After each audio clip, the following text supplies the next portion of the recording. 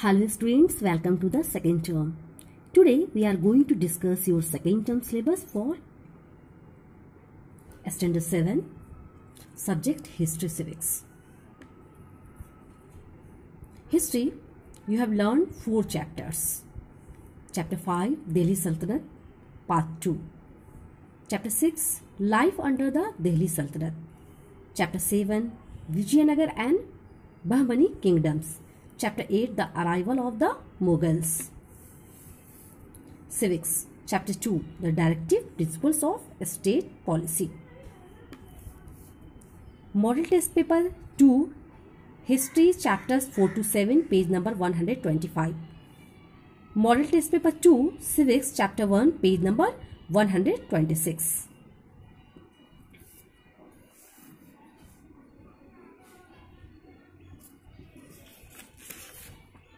Now, we will start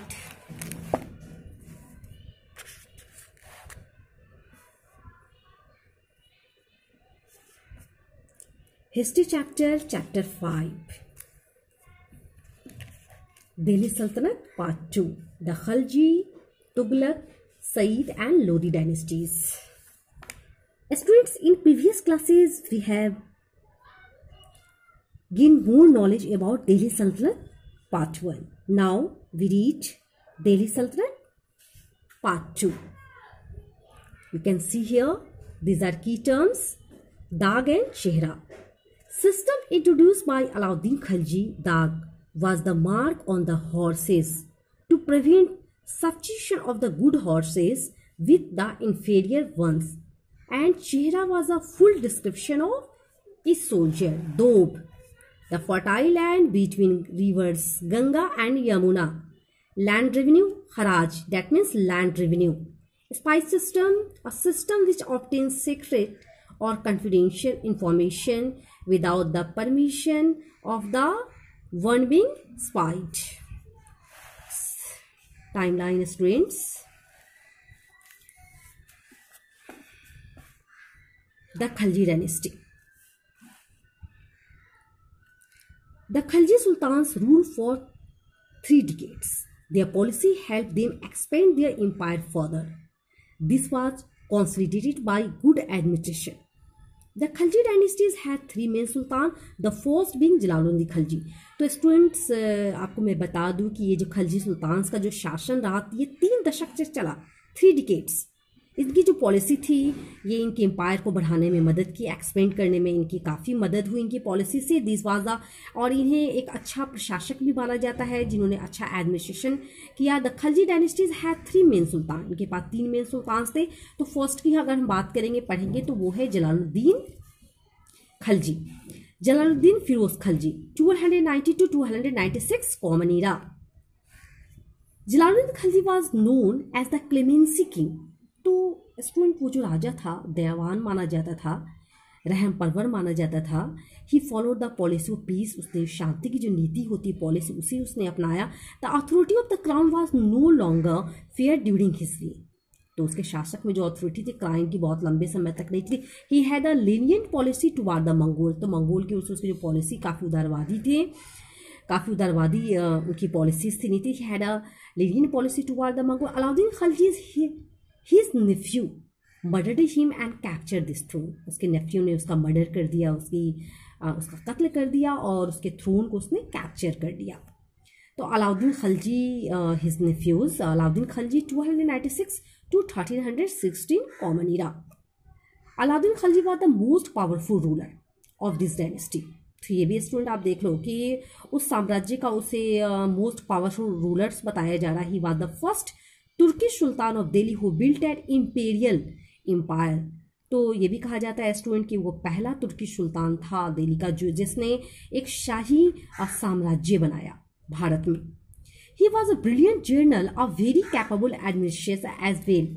एक वो brilliant journal भी था स्टूडेंट्स, और बहुत मतलब कि कैपेबल एडमिनिस्ट्रेशन भी था. जितना अच्छा वो ब्रिलियंट जर्नल था उतना ही अच्छा वो प्रशासक भी था. He was also known to be a cruel and desolate ruler. उसे मतलब एक तरह से ये भी कह सकते हैं क्रूअल जिनके पास दया नहीं होती, निर्दयी, उसे एक क्रूअल भी कहा जाता था और उसे एक दृढ़ शासक भी कहा जाता था. किस तरह से एडमिनिस्ट्रेशन को संभालना है, कैसे नियम बनाना है और कैसे अपने साम्राज्य को एक्सपेंड करना है, ये उसे मालूम था। Our next topic, expansion of the empire. तो स्टूडेंट इससे पहले हम लोग देख सकते हैं, you can see here this India map, okay. In this colour Alauddin Khilji's direct rules, आप देख सकते हो यहाँ पे कि ये जो कलर में स्टोन दिया हुआ है यहाँ शो किया हुआ है, जो ये सारे एरियाज है जहाँ पे उनके डायरेक्ट सीधा उनका शासन था अलाउद्दीन खिलजी का। और इस conquered but semi dependent states, उन्होंने इस एरिया को जीता, लेकिन जो कि सेमी इंडिपेंडेंट्स वो स्टेट्स थे, आप देख सकते हो इस कलर में ये शो किया गया है। उसके बाद से स्टूडेंट्स यहाँ पे ग्रीन एरो है, आप देख expedition undertaken by Malik Kafur and Alauddin Khilji. तो 1 to 7 में आप देख सकते हो ग्रीन एरो में स्टूडेंट्स के उसने किस तरह से अपने एरिया मतलब बहुत सारे एरिया को एक्सपेंड बढ़ाया, जीतने के बाद से उसको बढ़ाया गया, जो कि मलिक कफूर और अलाउद्दीन खिलजी के द्वारा ये काम किया गया था। So expedition undertaken by Malik Kafur and Alauddin Khilji, आप देख सकते हो गुजरात का यहाँ पे आ रहा है, मरवार है, मेवाड़ है, इस तरह से मलवा का भी नाम आता है स्टूडेंट्स, यहाँ देख सकते हो तेलंगाना है। और इस तरह से उनका शासन फैलता चला गया, फैलते हुए यहाँ पे आप देख सकते हो स्टूडेंट्स के बेलूर का भी नाम आता है, अलवीर का भी नाम आता है, और ये होते हुए इस तरह से गया हुआ था। किस तरह से उन्होंने अपने शासन को फैलाया था, तो ये हम जानेंगे। Expansion of the empire, first point में हम देखते हैं अलाउद्दीन कंकर्ड गुजरात, मलवा एंड मेवाड़। तो उसने गुजरात, मलवा और मेवाड़ 297 कॉमन ईरा में इसको जीता। This give him control over the western sea ports, और इसको जीतने से क्या फ़ायदा हुआ कि जो वेस्टर्न सी पोर्ट्स थे, जो बंदरगाह थे, उस पर उनका कंट्रोल हो गया। Next point, he also conquered Rajput domains of Ranthambore, Chittor and Jalore in Rajasthan during 1301 to 1303 common era. तो जो राजपूत की जागीर थी, जिसमें आपको रणथंबोर, चित्तौर, जलोर जो कि राजस्थान में थे, उसको उसने कंकर्ड किया, जीता। Point, next point, Alauddin most ambitious victory was over the Deccan. His famous journal, उसके फेमस जर्नल थे, उनके जो काफ़ी जीनियस सैनिक में मलिक कफूर का नाम आता है। This campaign Malik Kafur was known as Hazar Dinari, जो हजर दिनारी के नाम से भी जाना जाता था। ही वाज अ स्लेव, एक गुलाम था वो। स्टूडेंट याद रखना, हमने गुलाम वंश के बारे में ऑलरेडी पढ़ा है, बिल्कुल इससे एक चैप्टर पीछे चले जाएंगे तो वहाँ पे हमने इसके बारे में बहुत कुछ पढ़ा है। He defeat the ruler of Devagiri, उसने देवागिरी के रूलर को हराया। Warangal and the Hoysalas and the Pandyas in the south. He carried away huge war booty from these kingdoms. आपको मालूम होना चाहिए बहुत सारी उसने मतलब लड़ाई लड़ी या लूट मार किया, पलंडर किया उस पर कब्जा करने के लिए। He returned from the Deccan with 612 elephants. He returned from the Deccan, और जब वो रिटर्न हुआ तो उसके साथ 612 एलिफेंट्स थे, 20,000 हॉर्सेस थे, large amount of gold and chest of jewels. ये सारी चीज़ों को लेकर के वो रिटर्न हुआ। Alauddin realise that the south was far off and difficult to control. तो अलाउद्दीन ने इस बात को रियलाइज किया कि जो साउथ है वो बहुत दूर है, तो उस पर कंट्रोल करना बहुत मुश्किल है। Therefore he defeat king were allowed to continue. तो उसने क्या ये डिसाइड किया, उसने ये कहा कि जो भी मतलब कि डिफीट किंग थे, जिसको उसने हराया था, पराजित किया था, उन्हें कहा कि वो अपने शासन को कंटिन्यू रखें, but they promised to pay annual tribute to Alauddin and accept his overlordship। और ये भी उनसे मतलब कि उन्होंने उनको जिसको हराया तो उन्हें ये प्रॉमिस किया कि वो अपने शासन को कंटिन्यू करें, और वो जो है जो भी एनुअल ट्रिब्यूट होती है उसको पे करने का वो प्रॉमिस करें, और जो भी अलाउद्दीन एक्सेप्ट और उनके जो ओवरलॉर्डशिप है उसको वो एक्सेप्ट करें। Mongol invasions during his reign. The Mongol attacked Delhi for the first time in 1296 common Ira.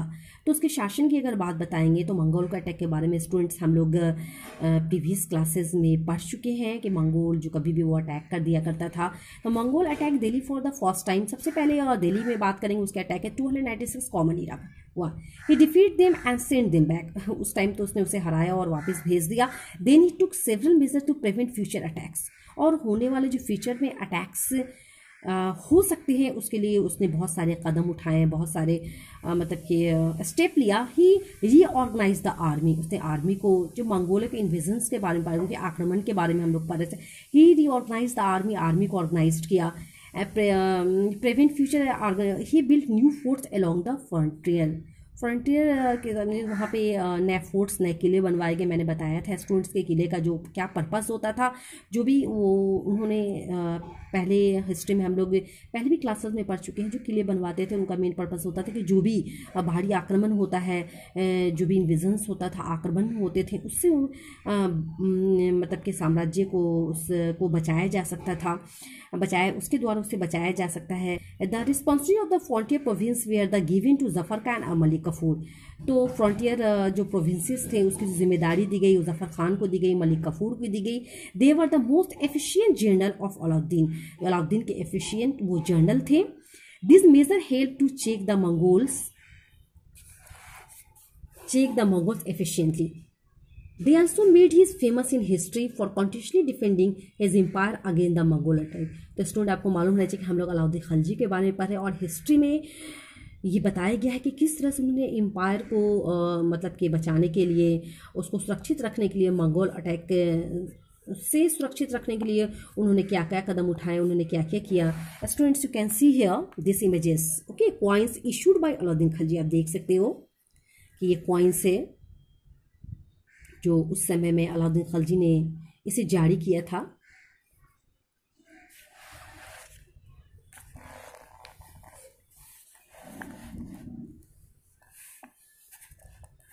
Control on the nobles, Alauddin Khilji was able commander and investor, वो एक एबल कमांडर था और एडमिनिस्ट्रेटर, एक अच्छा प्रशासक था। He took several major to keep control over the nobles as they often try to dismiss of the sultan, तो उसने बहुत सारे कदम उठाए, बहुत सारे स्टेप्स लिए उन्होंने उस पर कंट्रोल करने के लिए।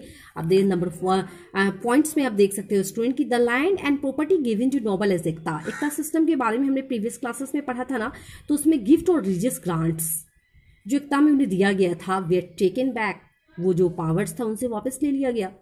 Wedding feast and social gathering was the नोविश फेयर पैनेट, जो उनकी वेडिंग फीस्ट होती थी, शादी ब्याह में जो गाना होता था, गैदरिंग, सोशल गैदरिंग होती थी, वो जो उस पर बैन किया गया, जो नोबेल्स के होते उस पर बैन किया गया, उस पर प्रतिबंध लगाया गया। Drinking alcohol in public places was prohibited, public places पे अल्कोहल को ड्रिंक करना, इस तरह का कोई भी मतलब कि ये काम जो था तो उस पर भी बैन लगाया गया, बिल्कुल सख्ती से इस बात के लिए मना कर दिया गया। And last point, an efficient spies system kept informing the king about the day to day activities of the noble, और स्पाइस सिस्टम में इस बात को रखा गया कि जो नोबेल्स हैं उनकी जो डे टू डे एक्टिविटी है, उसकी जो उनसे जुड़ी हुई इंफॉर्मेशन है वो राजा तक डेली पहुँचे, उनकी एक्टिविटी के बारे में इन्फॉर्म राजा को किया जाए।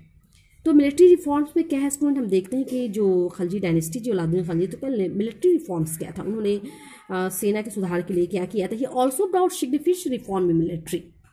ही introduce the system of dagh, तो उसने एक सिस्टम से, जो हमने की टर्म्स में पहले स्टूडेंट पढ़ा है, दाक सिस्टम से उन्होंने इंट्रोड्यूस किया था। और सिस्टम ऑफ ब्रांडिंग हॉर्सेस, जो ब्रांडिंग हॉर्सेस होते थे उसके एक सिस्टम थे। हमको लगता है यहाँ पे आपको सही से समझ में आ रहा होगा। A chehra, a kind of district roll for soldiers, this ensure no one could change the good horses with the bad ones, तो this ensure no one could change the good horses with the bad ones. Alauddin mention a large army, they were paid in cash, तो अलाउद्दीन जो थे, जो large army को जो maintain करते थे, तो उन्हें जो वो पेड करते थे वो कैश में पेड करते थे। तो स्टूडेंट आप देख सकते हो ये आपका एक कॉलम है जो बहुत इंपॉर्टेंट है। अ हिस्टोरियन फरिश्ता, एक इतिहासकार थे, फरिश्ता had given a very good description of Alauddin Khilji military, उन्होंने बहुत अच्छा डिस्क्रिप्शन दिया है मिलिट्री, अलाउद्दीन खिलजी के मिलिट्री के बारे में। इन हिज ओन वर्ड्स, उनके शब्दों में, Alauddin Khilji had a well equipped, trained, disciplined and motivated army. His army had more than 4,75,000 horsemen. The salary of each horses was fixed at 234 टाका a year. टाका currency को यहाँ पे कहेंगे, मुद्रा को कहेंगे students. But those horseman who had their own horses, लेकिन जो हॉर्समैन होते थे, जिनकी अपनी हॉर्स होती थी, got 78 taka in addition to their original pay. The Sultan paid handsome and regular salary दो सुल्तान अपने सोल्जर्स को अच्छी सैलरी दिया करता था और रेगुलर सैलरीज देता था। He had arrangement for the training of the soldiers. They were well equipped with arms and weapons. तो वो अपने जो सैनिकों को अच्छी ट्रेनिंग देता था और उनके पास जो आर्म्स होते थे, वेपन्स, हथियार भी देवेर, उनके पास इन चीज़ों की कोई कमी नहीं होती थी, हथियारों की कोई कमी नहीं होती थी। Market control policy, Alauddin implemented a market control policy. इससे हमें समझ में आता है स्टूडेंट्स कि अलाउद्दीन खलजी का शासन कितना इंपॉर्टेंट रहा है और उसने कितना कुछ किया है। He officially control the prices of all essential, market पे भी उसका पूरा कंट्रोल होता था students. Commodities it in and around Delhi, it was done to maintain a large army limited resources. वो कम सोर्सेज लिमिटेड रिसोर्सेज में वो बड़ी सी आर्मी को मेंटेन करता था। Under this policy took the following steps, कुछ एक पॉलिसी थी स्टूडेंट जिसमें कुछ स्टेप्स है, हम इस स्टेप्स को जानेंगे। Students you can see here this points. First point, the farmer were allowed to keep only 10 maund of corn with them. तो फार्मर को ये अलाउड था कि वो जो है सिर्फ अपने जो उनका अनाज होता है, जैसे कॉर्न है तो 10 माउंट्स रखते हैं। माउंट्स आप सोच रहे होंगे स्टूडेंट के,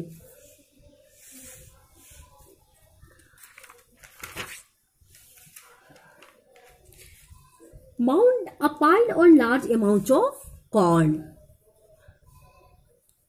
the remaining was sold the government at fix rates. तो जो भी उसके अलावा जो अनाज बचते थे 10 माउंट के अलावा, तो वो जो होते थे गवर्नमेंट के द्वारा वो फिक्स रेट होते, ensure a regular supply of food grains, और उसकी रेगुलर सप्लाई होती थी। Next point, a large number of granaries were built in the capitals. Capital में बहुत सारे ग्रेनिज बनाए गए ताकि वहाँ पर जो अनाज होते थे, जो ग्रेन्स होते, उसको स्टोर किया जा सके। In time of scarcity corn was sold to the citizen at fix. जब स्कार्सिटी का होता था, जब अनाज की कमी होती थी, जैसे अकाल पड़ गया या कोई ऐसी सिचुएशन में, तो उस टाइम एक फिक्स रेट रख करके सिटीजन को वो मतलब कि सोल्ड किया जाता था, उनसे बेचा जाता था। Next point, Alauddin Khalji appointed a special officer called the Shahna Mandi. एक स्पेशल ऑफिसर को अपॉइंट किया जो कि शहनाई मंडी कहलाते थे। It was his duty to prepare to list the price of various commodities.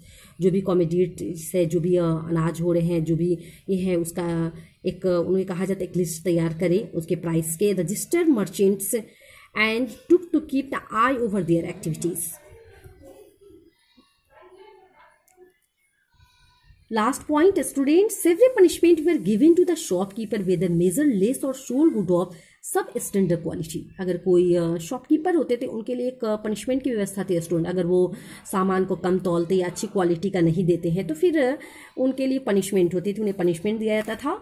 तो हमें ये जानना है स्टूडेंट के लैंड फॉर्म्स के रिफॉर्म्स के लिए उनका क्या नियम कानून था भूमि सुधार को लेकर के। Alauddin Khalji order to measure all the land which are under cultivation. Alauddin Khalji के order measure all the land, उनका था कि जो भी मतलब कि लैंड है जो अंडर कल्टिवेशन में है उसका मेजर हो। First point, the land was categories.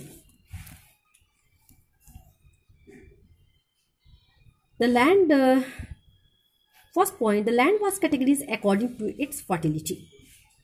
Then the land revenue was fixed. The land revenue was called खराज।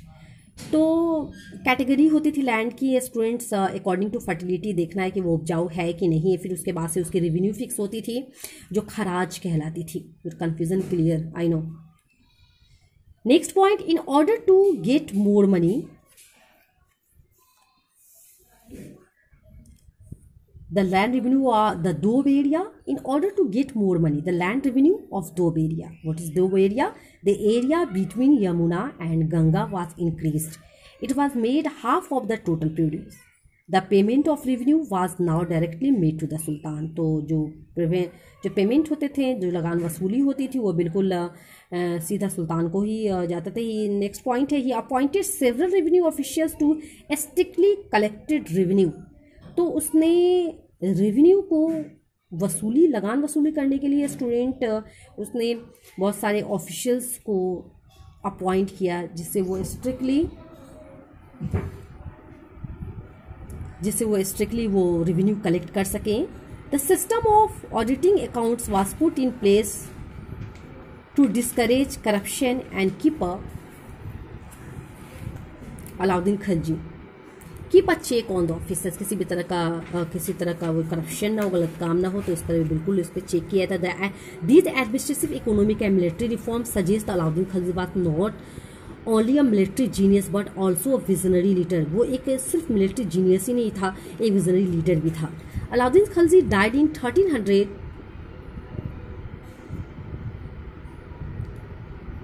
1316 Comedida. Malik Kafur acquired power after but his murdered soon. The last ruler of Khilji dynasty was killed in 1320 CE by Ghiyasuddin Tughlaq, who started the Tughlaq dynasty. Okay, students, today it's your homework time. Notes your homework in your diary. Do and learn. Fill in the blanks.